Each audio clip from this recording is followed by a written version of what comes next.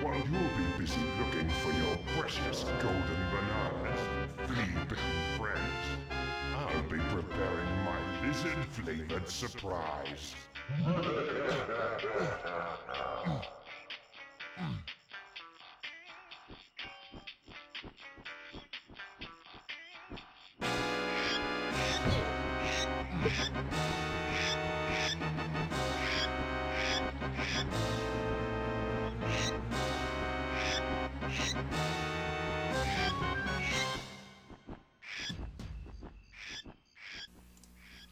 The wait is over finally. Hello guys, this is Nintendo 14.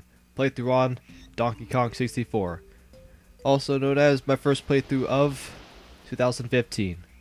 Now it did kind of take me a little while to actually start this playthrough, but finally it's out, and I consider this one of my more favorite games of all time. It's up there with, say, Pikmin 2 and the Super Smash Bros. Games. But here we go. Our banana horse has been stolen and the other Kongs are missing. We gotta go out and get them. As quickly I just try and just the volume here. Alright. Kind of weird setup, but rest assured we'll have an enjoyable time playing through this game. And I hope you guys enjoy it too. I know I'm still getting more subscribers. I like to say quickly, just welcome aboard. You're mainly going to be seeing most playthroughs, and as always, you'll see some Mario Kart 8 online races, which I haven't done in a couple months because, you know, just recording issues, and actually find time to stay and attend some of these online races with the Game Master guys, especially Shadow of 000, but hopefully we can schedule some online races sometime this weekend. But enough of that, we're on our way here. We gotta tell Cranky Kong the bad news while we're here going over the controls. Fortunately, I'm doing this post-commentary, so most of this won't be in sync with what I'm trying to say here, so I guess while we're talking to Cranky Kong, you guys can read it if you want to. I'll go over the controls, I guess. A is obviously jump, B to attack, Z to crouch. Pushing down the C buttons, that will allow you to zoom out the camera. C left and CR will move the camera left and right respectively. C up will allow you to go in first person's perspective. You won't be able to move around by doing that. Just be able to look around. Fortunately, because if you were able to move around in first person, then chances are this game would turn into a first person game, and we don't want that. Only for some special occasions, but mainly you don't want that. So yes, we're gonna go on a Sally 3D quest, probably the best. If I had to say myself, I'd consider Donkey Kong 64 the best Donkey Kong game, aside from all the Donkey Kong Country games, which everybody, you know, including myself, I'd say they're pretty phenomenal. The only one Donkey Kong Country game I've only played is the third one, Dixie Kong's Double Trouble. I wish I could have played the other ones back in the day, but sadly, no. I wasn't one of those kids that grew up playing the Donkey Kong Country games. The new ones made by Retro Studios, same guys who made Metroid Prime, that made Donkey Kong Country Returns and Donkey Kong Country Returns to Tropical Freeze.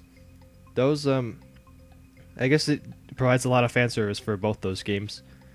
So, there are a lot of fan service for Donkey Kong Country, so that sounds like a pretty cool game.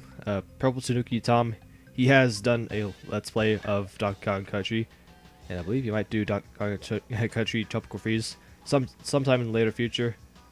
Yeah, right now, now we're on the topic of Tom. Aside from Pikmin 2, that's going pretty well. Managed to get 2 parts in for his channel. They'll be up pretty soon. You can see it if you go to the playlist. They're right there, marked as private. So you can tell we're pretty good on parts for a couple weeks or so. But I got plenty of other videos to edit on his channel as well. So once I can get his parts in, then I can try and continue and get all that stuff done along with this. So quickly before we get into other stuff, I wanted to talk about Tom. We got oranges, which are pretty much like grenades, and I love it because they're like grenades. You can hold Z and then press right on the C buttons, and you'll toss a grenade. It'll explode after a couple impacts, or a couple bounces, or if it hits something, it'll explode. Aside from a wall, usually an enemy or any interactive object will usually result in blowing it up. As for these barrels, just simply press B over it, and you can throw it. or if you're carrying a barrel, you can press Z to put it down, but never seen an instance where you would need to do that. Maybe with another obstacle that you could do with a different character later in this game. So right now, Tom, actually going through some struggles, so if you're watching this, Tom, wish you the best. You know, you could get through this tough time, and then once we do, hey, we could record more Paperman 2, because, like I said, I really like that game. It's up there with my favorite game of all time. I mean, there's just so many good games. Pikmin 2 and this game. Really glad I'm knocking this game off my list too, or currently trying to. And I don't know if I've mentioned this or not, but this is going to be a pretty long game, so the next few parts I might have to make pretty long, maybe in 30 minutes, just because of how big it is. And I'll explain exactly what I'll do with each part once we actually get to those next parts. So now we got down, or now we took out the training barrels that Cranky Kong wanted us to go ahead and complete. We can actually go ahead and talk to him and get to our progress of finally figure out where all the Kongs went and where did our banana hoard went. Gosh darn it, we want bananas. We want those good bananas that don't screw us up in Mario Kart 8 or any other Mario Karts prior, but just the ones that you just enjoy having, either for collecting or just consuming. And hopefully just throw away the banana peels in the trash. Don't leave them out on the racetrack, please. We don't need banana peels on racetracks, because, you know, in real life, you wouldn't slip and lose control of your car in real life. Nah, you just run it over like, I don't know, roadkill. But nope, in the Mario Kart world, you just spin out of control in an instant, losing all of your momentum, like generic cartoons would with the banana peels. But alright, so what Cranky Kong was mentioning about that little banana thingy, we go to a specific area, like levels, or if you want to call it that. We got these colored bananas there. You collect 75 of them and you'll get a banana medal. If we get 15 of those banana medals, we can come back to Cranky and we'll be able to do something pretty special once we get those. But we got that little potion there. I'm trying to keep up with everything that's happening on screen, because darn post commentary, which I don't like. But jumping and then pressing Z in midair after jumping, that'll let you do a ground pound, or the simian slam is what they're gonna call it, and that'll allow us to get out of this area. Now right here, I just decided to just take a quick note. There's an area where Donkey Kong keeps all this banana hoard, and you're able to access that. And there also is those little hay things that have the DK logo on it. We're gonna save that for pretty late in the game. It might take us a couple parts to actually get the ability in order to actually make use of those hay stacks, but just like in the Donkey Kong Country games, you can do a little attack, and still be able to do the jump. I'm guessing like that's some sort of glitch that I guess the developers want to keep in the game. Maybe it's because, you know, it's so memorable, and maybe it could be pretty useful for getting to certain areas. But enough about all that. We're just gonna use the ground pound and get out of this area. Yeah, it's like a hub slash training area, I guess. So now we're on the outside of DK Isles. We're making our way towards progress here.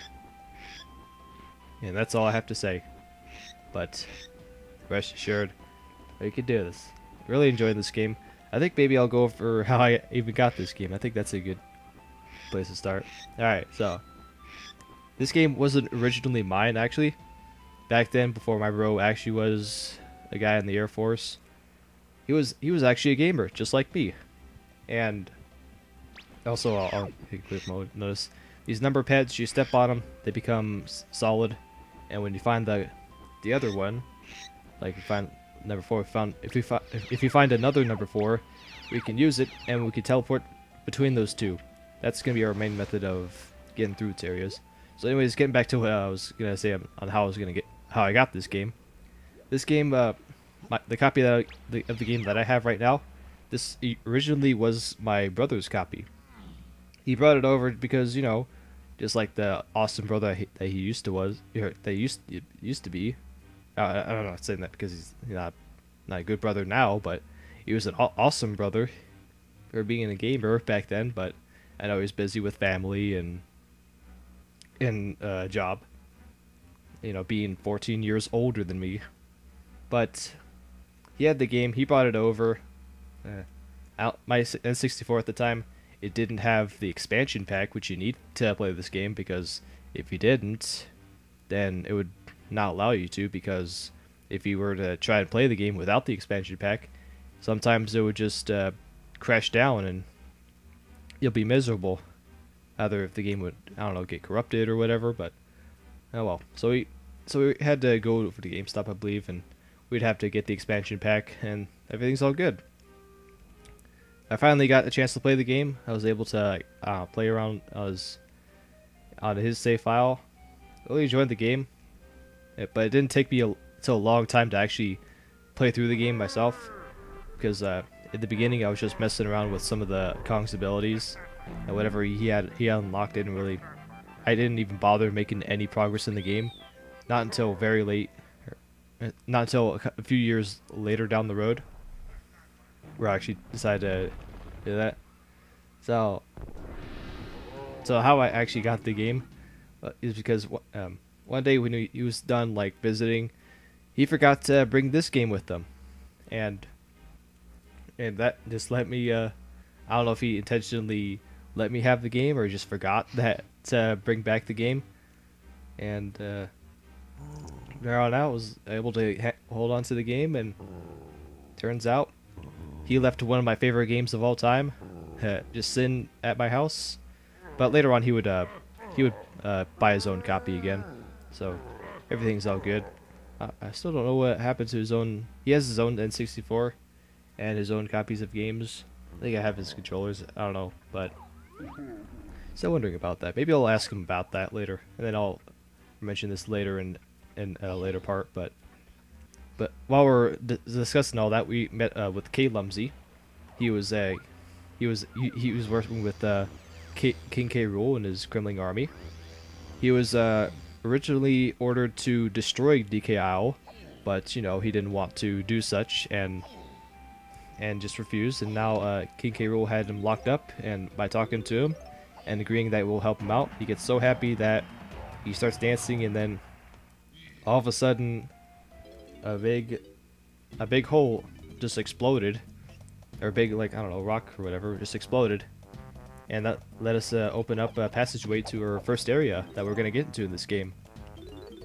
And just assuming that you got that Bedouin banana, which is what you're gonna need in order to get into the area, thanks to this guy, the B Locker. A lot of puns, shall I say, like B, like you initial the first name and then the last name is just something. It's like B Locker.